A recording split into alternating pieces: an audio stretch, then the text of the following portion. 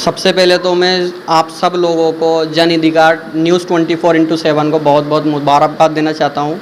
और मेरे साथ में जो मेरे भाई खड़े हुए हैं, साथी खड़े हुए हैं, इन सबको मुबारकबाद देना चाहता हूँ कि वो कहते हैं ना कि अकेला ही चलना था मंजिले जाना की तरफ, लोग मिलते गए और कारवां बनता गया।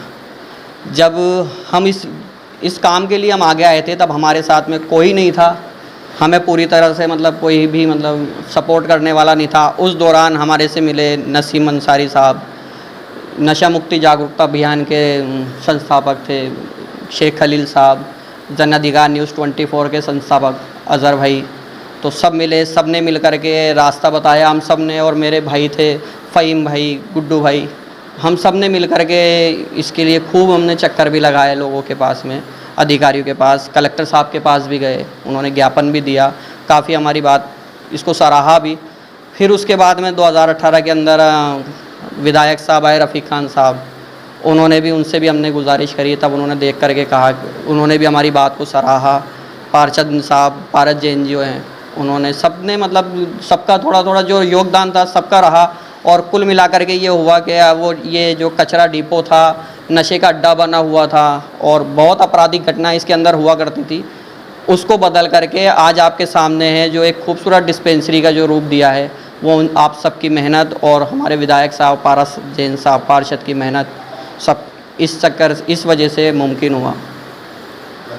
तो मैं सब लोगों को बहुत धन्यवाद देना चाहता हूँ, ख़ास तौर पर जन अधिकार न्यूज़ 24/7 के उनको धन्यवाद देना चाहता हूँ, और हमारे विधायक रफ़ीक खान साहब को बहुत बहुत धन्यवाद देना चाहता हूँ कि उनकी वजह से जो है इस काम को होना मुमकिन पाया हमने। आप बताएं कि इसमें सबसे बड़ा अहम रोल आपका रहा है, क्योंकि कलेक्टर साहब के पास जो हैं आप ही गए थे और पूरा जो इसका खाका तैयार किया वो आप ही ने किया, तो किस तरह से किया आपने?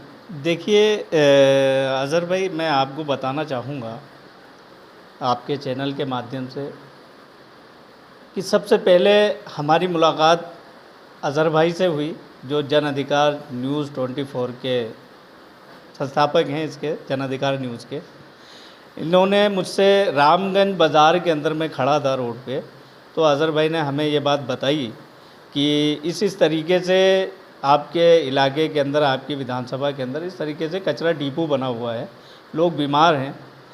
फिर अज़हर भाई ने हमारी मुलाकात कराई हमारे शानू भाई से, यहाँ आए और यहाँ आकर के हमने देखा और चारों तरफ हमने लोगों से बातचीत की, तो सभी लोग पीड़ित थे। और जस्ट इसके बराबर में ही एक मकान है कुरैशी साहब का, उनको हमने देखा था तो उनके बहुत ज़्यादा एलर्जी थी। और देखने के बाद फिर सब मोहल्ले के कई लोग आए और उन लोगों ने भीड़ लगा करके बोला कि भाई ये चीज़ हटनी चाहिए। तो इन लोगों की मेहनत बहुत टाइम से चल रही थी, इन लोगों के साल 2 साल हो गए थे।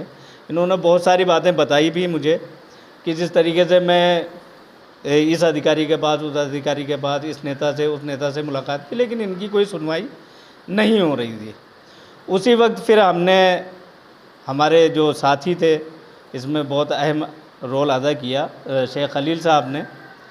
तो शेख खलील साहब भी आए और कुछ और व्यक्ति थे हमारे, उन लोगों ने, जो हमारी टीम के लोग थे, उन लोगों ने आकर के देखा और देख करके फिर ये मशवरा हुआ कि भाई कहाँ से स्टार्ट किया जाए।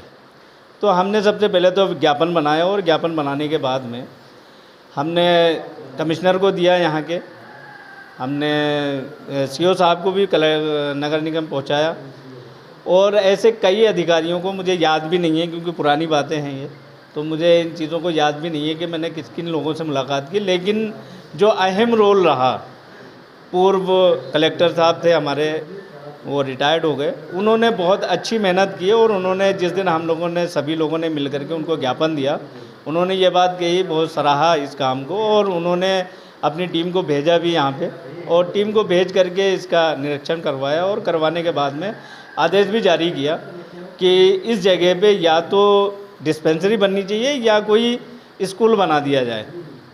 तो ज़्यादा प्रेशर यहाँ के लोगों से बातचीत जब की, तो ये लोगों ने, सबने बोला कि इस वार्ड के अंदर कोई भी डिस्पेंसरी नहीं है, तो डिस्पेंसरी उन्होंने अलाउंस किया कि डिस्पेंसरी बनाई जाएगी। और उसी वक्त फिर नगर निगम को आदेश भी जारी किया, और नगर निगम ने फिर यहाँ पे सफाई करना स्टार्ट किया। और आज इन्हीं सभी लोगों की पूरी टीम की मेहनत थी और ये अंजाम तक पहुंचा और आज शानदार डिस्पेंसरी बनी हुई है। हमने यहाँ पे आज पहली बार हमने अपने आप को दिखाया भी और दिखा करके दवा भी प्राप्त की है और खाते हैं, देखते हैं कि हम जल्दी सही हो जाए डिस्पेंसरी के माध्यम से।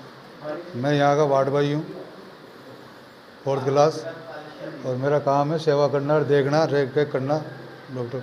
लेकिन यहाँ पर जो मैं देखता हूँ पेशेंट आते हैं, यहाँ सामने गंदगी रहती है, जो 100 में मतलब रोज़ के 100 पेशेंट आने लग गए अभी महीने भर से, और उसमें इस पेशेंट के अंदर सबसे ज़्यादा पेशेंट आ रहे हैं। देखो, खाली ये हमारी अकेले की मेहनत नहीं है कि हमारे शानू भाई जो है इन्होंने और इनकी पूरी टीम ने ये इस टाइम से मेहनत कर रहे थे। इस टाइम अशोक परनामी साहब यहाँ पे विधायक थे, लेकिन नहीं तो अशोक परनामी साहब ने सुना और ना ही और पार्षदों ने सुना।